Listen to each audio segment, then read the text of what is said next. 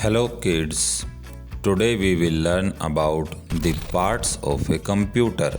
So let's get started. This is a CPU, the central processing unit of a computer.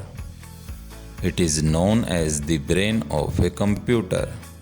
The CPU handles all the information that goes into and comes out of a computer. This is a monitor. A monitor looks like a television. A monitor shows us the text, images, videos, etc. on the screen.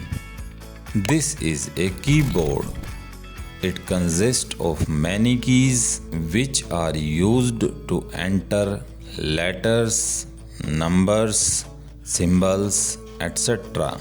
into the computer. This is a mouse. A mouse controls the movement of the cursor on the computer screen and allows us to move and select the folders, text, files, icons, etc. on the computer. This is a printer. A printer is an electronic machine that is connected to the computer to take out the printouts of the information held by the computer. This is a speaker. A speaker is used to generate the sound.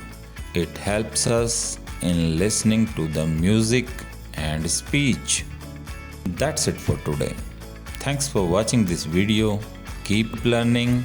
Keep growing, and do not forget to like, comment and subscribe to our channel.